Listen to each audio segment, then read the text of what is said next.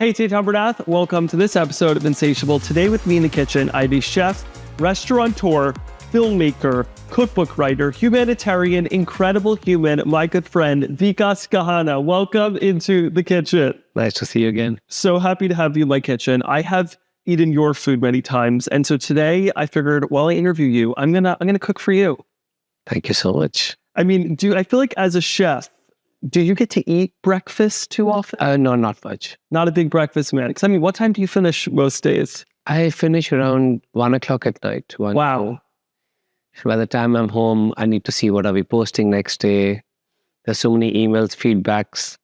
Wow. Yes. So not a big breakfast man. I respond to it. I get up very late. I generally wake up around 10 o'clock. Oh, wow. Yeah, the restaurant grind is real. Well, I'm going to be cooking you a breakfast that I ate growing up, peanut butter and jelly pancakes. Beautiful. It's a classic. They're super delicious. And usually we go with wine here on Insatiable, but instead we have some of Florida's best 2024 vintage orange juice.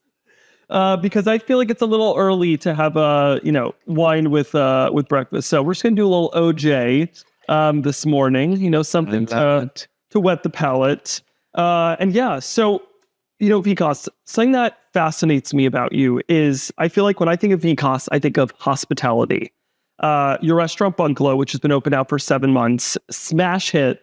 How big is the wait list currently? Still hundreds of people, hundreds and hundreds of thousands of people.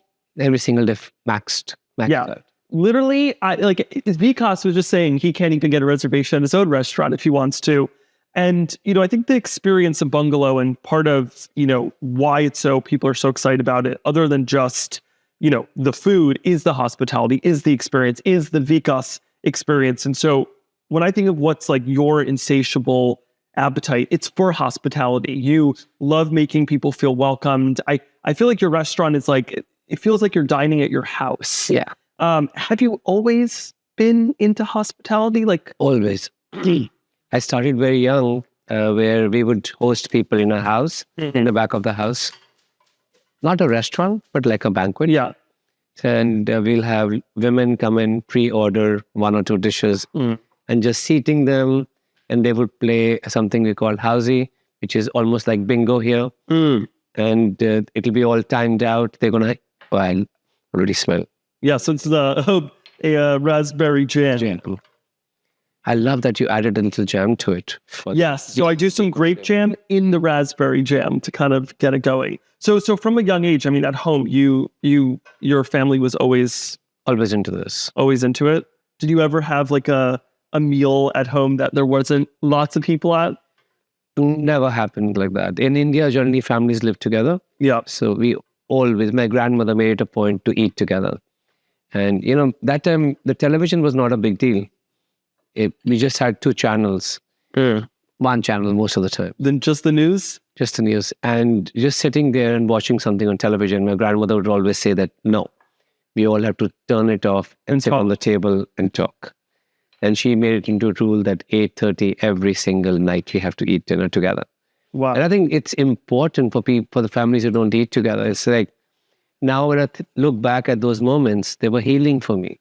Yeah. I felt that moments of togetherness was so important. Yeah. No, I really think for me, food is the best connector. Every of my favorite memories is around food, especially with family, with my grandfather, even, for example, he's no longer with us. But when I think of him, I think of the meals we ate together. One time we were eating outside and we were having soup. The soup pot was empty. And we looked, and on the path to walk back into my house, there were 2 raccoons, because there was all this food outside. And so my grandpa, to scare them away, took the big soup pot and the ladle and started banging it like a drum. And it scared them away because, I don't know, they could have rabies or hurt us. And I don't know, just when I think of my grandpa Larry, I think of food. It really is such It's true. It's true. Because, everything we do in India has to be family style. Yeah. Our success, our failures, our pain, our loss, our grief, everything family is involved. Yeah. And I think that is something amazing for mental health, for balance, for everything. But one thing which really strikes me out about eating or growing up in Indian homes is, as on the table, my grandmother would say one thing: nobody will speak about money. She think you have a whole day to discuss her businesses, just all day. this is nothing to do with money. And she made a rule out of that. And I now look back and say, how intelligent. Yeah. Because let's not talk about the differences. We have all day to sort it out. Yeah. But when we're having food, nobody speaks about money. Fascinating. Amazing. And we'll have relatives who'll just keep flaunt money. Keep talk about the fights about money. She'll keep quiet. She's saying, no, not in my family. Oh my God, the great champ. Yes. Wow. And is she still with us? No. But you hold on to that memory. Yeah, I hold on to everything she's ever taught me. Even when you walk into bungalow, it looks like a grandmother's house. Yeah, it feels very homey. It looks like you're entering someone's house. Yeah. And yeah, old furniture, carpets, a library, little notes which only Indian kids who grew up like me, they can instantly form a nostalgic sense of belief that they are in her home. Wow. And then you have to complement with the service and hospitality. It's amazing. It's 7 months. Every single day we have waiting lists and hundreds and thousands, which is amazing for a restaurant. Yeah, wow. And I mean, so, hospitality and, welcoming people into your home to eat has always obviously been something instilled in you, especially, I mean, as someone who's been to India, you cannot enter a home in India without a full meal. I remember I made the mistake once of, I went to 2 people around lunchtime's houses, and by the time I got to the second one, they had offered so much food. I literally was I physically cannot eat. Like, you cannot be hungry in India. They would take offense. So much food. Oh, yes. You must eat. Specifically, with your restaurant, your experience, even before Bungalow, you take a very hands-on approach. You're not just in the back of the kitchen. You're kind of like almost like even the mascot, I would say, of the restaurant. When you're dining at Bungalow, you can see, you're serving food to people, taking pictures with people. In your professional career, have you always really focused on it? Or is Bungalow, and your experience you create now with your restaurant, what you have been doing? Do you think you've fine-tuned it? I never used to be a chef who believed a lot in customer service. We always thought that there are 2 divisions of the restaurant. Yeah, one at the front of the house and the back of the house. My job is taking care of the back of the house, the chefs, the hygiene in the back, the menus. And then it's a service staff once it leaves the kitchen. As I'm growing older, I am understanding more and more that they are so interconnected. I was reading about a small case study at Harvard where they fed some rats food while yelling and screaming and shaking their cages and making so much of noise. And many of them didn't eat. Fascinating. And the ones which they served food very peacefully, they had amazing metabolism. They put some amazing music. They made them feel amazing. They were patting them. I'm like, that's so interesting about a living mind, that we respond to food based on the environment. With the environment. Wow. I love that. I was never like this. It's because of my sister. She would always tell me that, why don't you, sometimes I'll refuse meeting a guest in my previous restaurants. I'm like, I'm busy right now. I need to focus on the food.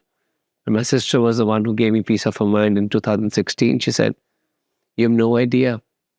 You're going to turn into that chef. That chef was our code. Because once on my birthday, she saved money to take me out. It's in November, so it was very cold.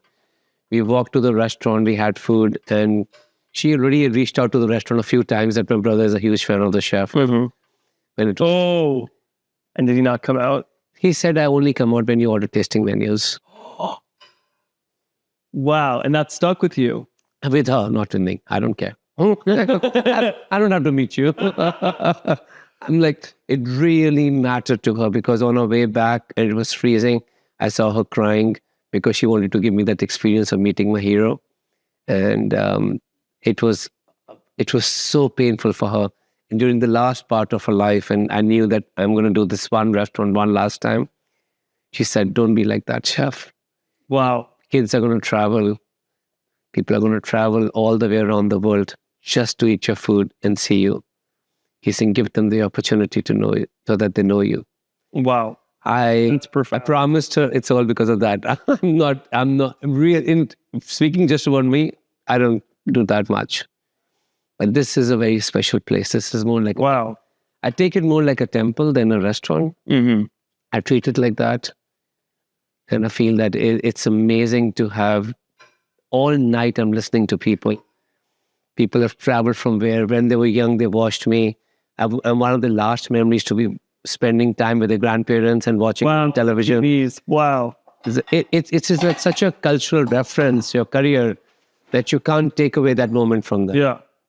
Wow. And so that's so perfect. So it sounds like when you, at the inception of your current restaurant, you decided you're not going to be that chef. You're going to be Vikhas. And was it from day one of opening that you were out there as much as possible? Not Vikhas. That's not me. I'll be Radhika's brother. Radhika's brother. Okay. This is what I told myself. I said, I have to be her brother. The way she felt that, she was in hospital for a long time, and how much I had connected with all the nurses and doctors, and everybody knew everything. And it was like, she said, see, they're doing this to me. Everybody's like being so nice and everything is because you treat them like that. You have a gift. And she's saying that you need to continue that gift in the restaurant. And I'm like, this is exhausting, but I'll do it. Yeah. But it's amazing to have this opportunity where a community can come around you. Yeah.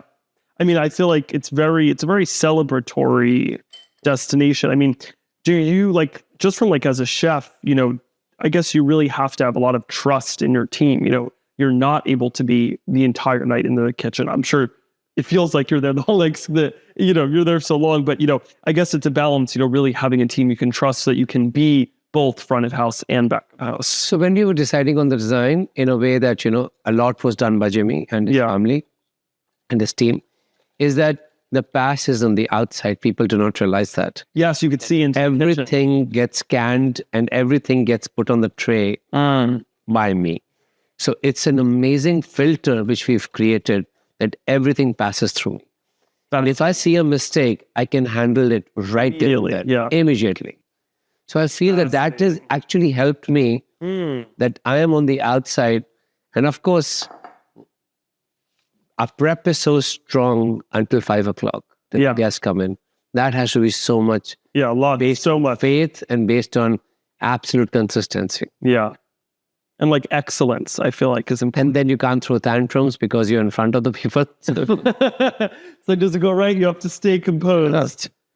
Fascinating. I mean, speaking of, how much you are in the restaurant and in working, the next segment is called Shabbat or Not. So in Judaism, we have the concept of Shabbat, the Sabbath. The central concept is of rest. I love it. And now what fascinates me is, I get to meet with the show and just with my job, so many successful people. And the thing that honestly fascinates me almost more than all the hard work they do is how they rest.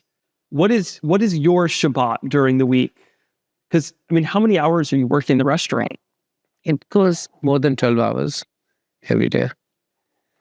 I think one thing which goes on for me as a resting period is that in the restaurant, I do have this music playlist. I'll pay attention. It's relaxing for me. It's me and my GM partner, Samir. Yeah. We keep improving the playlist every single day. And that's relaxing for me. I make movies. I also write books. I'm just finishing a huge novel.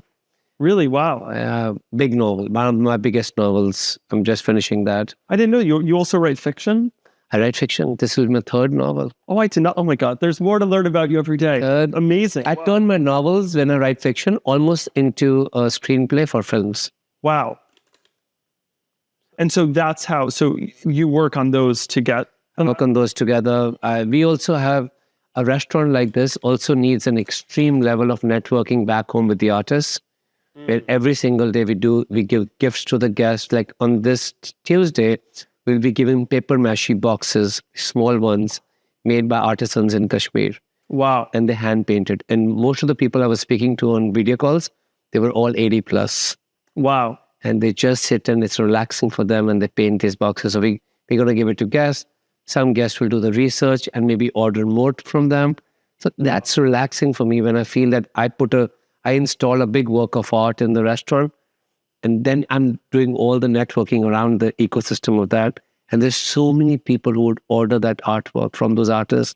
It was to nurture ancient arts in so many ways. Reminds me, I was watching this incredible YouTube video about the last remaining artisans in Agra doing the marble where they like place the semi-precious stones like into marble. That's what we have. Oh, that's what you guys have? That's what we have. The big peacocks, it's mind-boggling.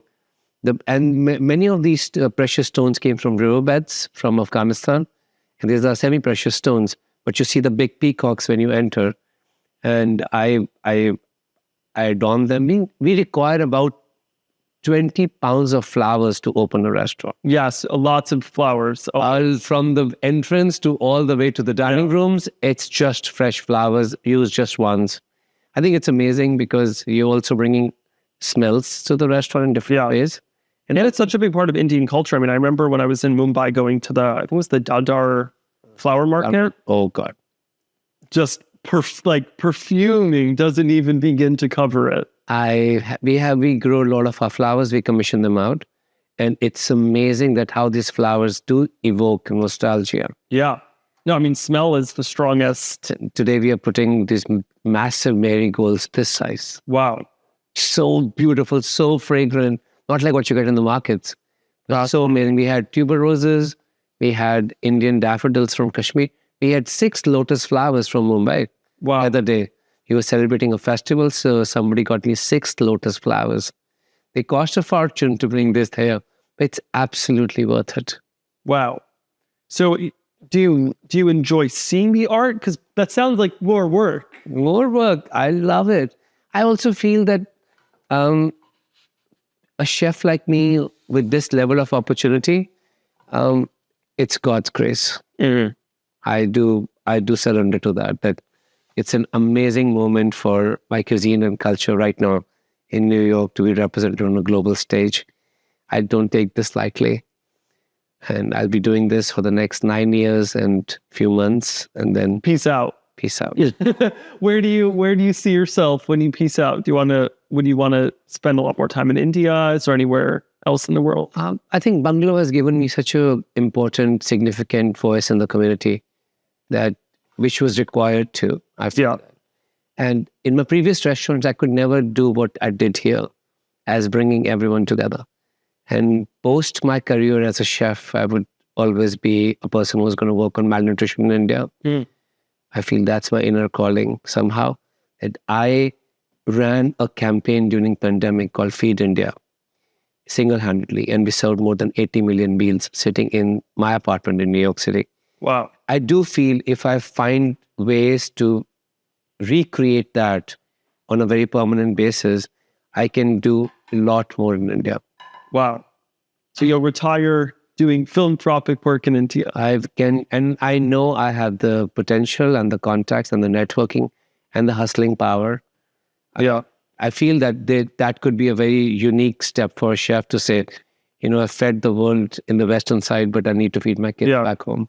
No, I think it's also really beautiful. I mean, in India, I visited Sikh temples, and the concept that, anyone who needs food community can come in. And it's such a strong sense of community. I feel like out of everywhere I've gone to travel, I think India for me is just stands out so much of just it's the people really take care of everyone around them. And it's, and I remember just going to the Sikh temple, and it was just it really blew my mind of just all these people just volunteering their time to cook for others. And it was it's such a beautiful, beautiful concept. But people would always think they're just feeding your body, but I also feel that they help you to connect with your community. Yeah.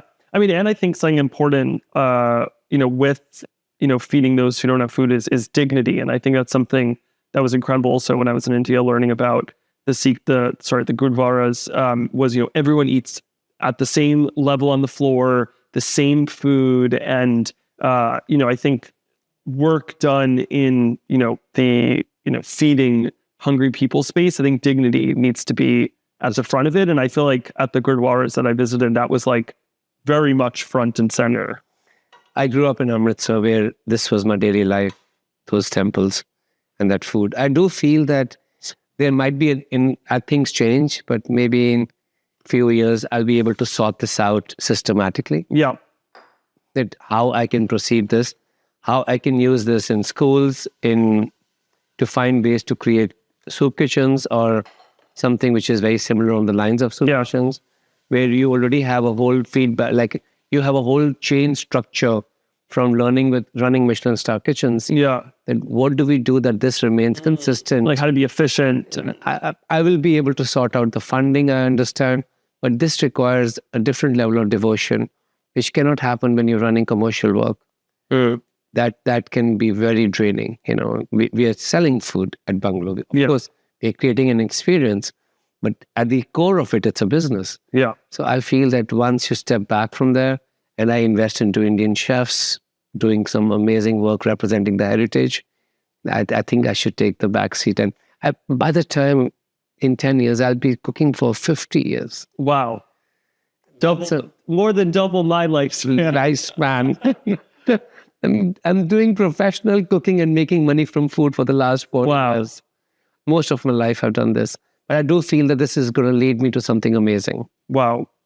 And I guess also backing up a bit. So, you know, when you're not at the restaurant, when you're home, what is your rest? Is it writing novels? You know, how do you unplug totally separate from being a chef? Just as Vikhas, the human being, what is your favorite way to relax and rest? You know, when you're making movies, you have to spend a lot of energy and time doing editing and rewriting and everything.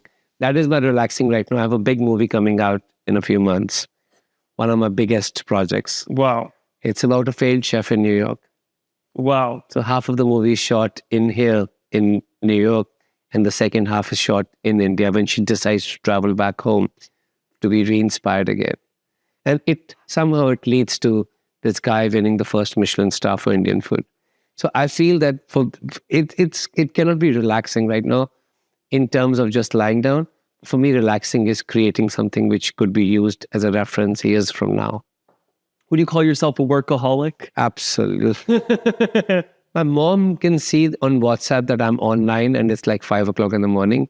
And she'll always say, did you wake up or are you going to sleep? But I love it. I think New York gives you this adrenaline, or what you call just this energy to express yourself. And you also understand when you face so much of pain and grief and loss, you figured out that how small this life is. Yeah. So I don't take it for granted, and I relax by way of projecting more work. Well, we all have our ways, but I mean, it seems like you really enjoy, you know, creating and like creativity and spaces, and so no, I think that makes sense. I also do my photography myself for the books. Oh, wow. I love food photography as well. Most of my food books, I've done photography. Wow, I did not know that. So in the night, I'm coming back from restaurant, testing recipes for the books and taking pictures. I find it very relaxing too. Yeah, I love food. I totally agree. I would say you are famously nice and calm. Would you agree? Yeah. Yes. So my next segment I call Too Hot to Handle. You know, I find it fascinating for people that have a lot going on. You know, the restaurant business is stressful. It's fast paced. You know, conflict arises. Now, I cannot even imagine what an angry Vikhas would look like. But I would love to know, like, you know, what is your approach to conflict? You know, at the restaurant, in your personal life, how do you deal with conflict and get things resolved? Because I would guess you don't have enough time to let things be wrong. If it's something's wrong, I feel like you probably get it in course and then move on.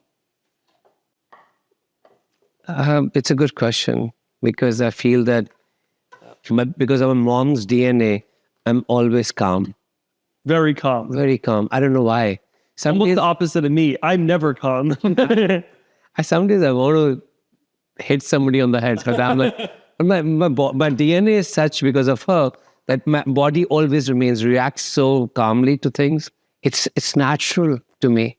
Mm-hmm. I always take a big breather, but then there's a staff meeting at 3:29. Not 3:30, 3:29. Then everybody knows, oh my God, this is going to be a whole briefing. But I do feel that I always have to tell them that, you can get a job somewhere else. Yeah. Think about me. Like, people are traveling just to get a reservation. There's some people who are trying every day to get a reservation for 7 months now.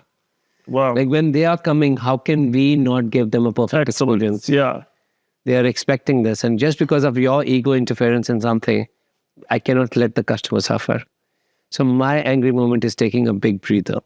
I have to breathe because, sometimes when you're angry, I've done that when I was younger, that I would start barking bad things and I'll repent for months. Why would I use that word for somebody?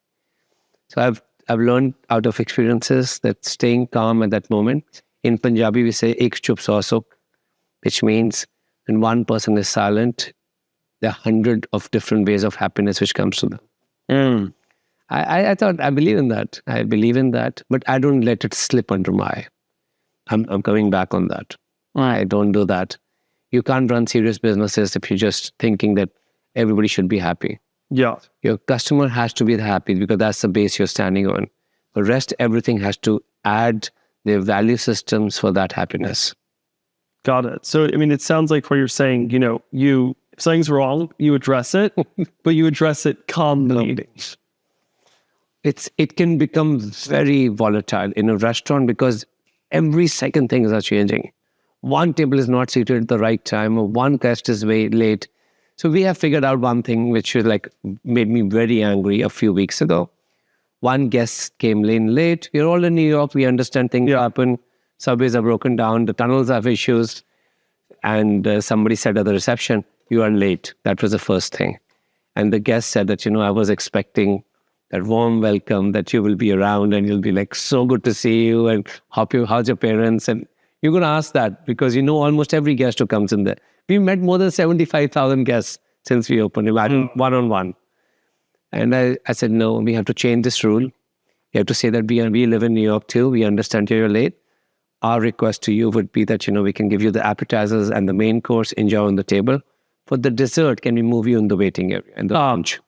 So that the next table is coming. So shouting in a position of management is very easy. But giving a solution which they can't think about is most important. So we'll serve you the main courses, enjoy your time. But is it okay if the chef would moves you in the lounge and then bring the desserts on the house? So you don't disturb the next table. You need to find the solution. So instead of me throwing tantrums at that time, I would have never thought of the solution at that time. And the guest was complaining to me that this is how you welcomed me. It really broke my heart. But I'm like, what could be the solution for this? Because the next table is not going to be sparing me because they're going to get seated late. And it's just a ripple effect. Ripple effect all night. Okay, we're going to move you to the waiting area. And then I take the desserts in the waiting area. And I apologize. And they're like, oh, we love it. We changed the backdrop. Yeah. Like, okay. Wow, that's so smart. I feel like that. Angry person can't think of solutions so fast.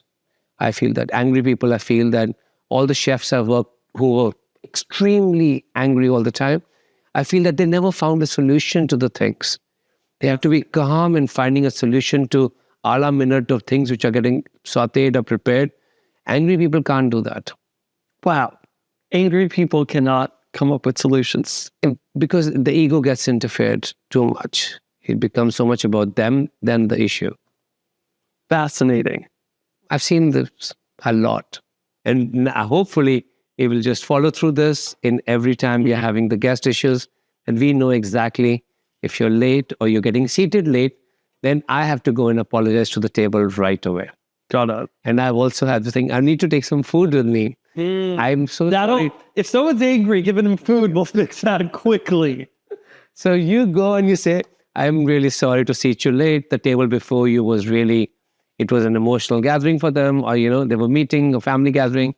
I apologize on the behalf of my restaurant, but I know you've been waiting, so you must be hungry. So here is your something, bread or an appetizer. Please start with this. I'll send you the menus. When I get angry or hangry, food, instant solution. Just bring them something. Smart. I'm not going to your table to apologize empty-handed. I'm going to go. I'm sorry, and here's something delicious to eat. But it's a human business. There's so much of human error in this business. All the time, we are constantly finding ways to reduce that human error in the business. You're not working with machines. That's why this is so amazing. Yeah, it's the humans. So, I love that you added peanut butter in the batter.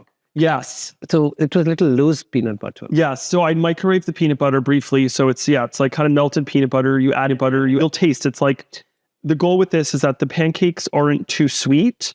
And you just get that kind of sweetness from the nutty pancakes with the sweetness from the jelly. Wow. Love a pancake. I think it transcends cultures. I grew up in India, you grew up here. But something this comforting, we all connect to it. Exactly.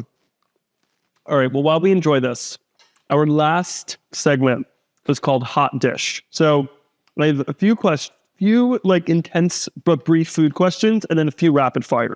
My first food question in the hot dish is, what would your last meal be? I give you my answer while you're thinking. Mine would be an Indian buffet, and I would just eat until I died. I would just eat everything.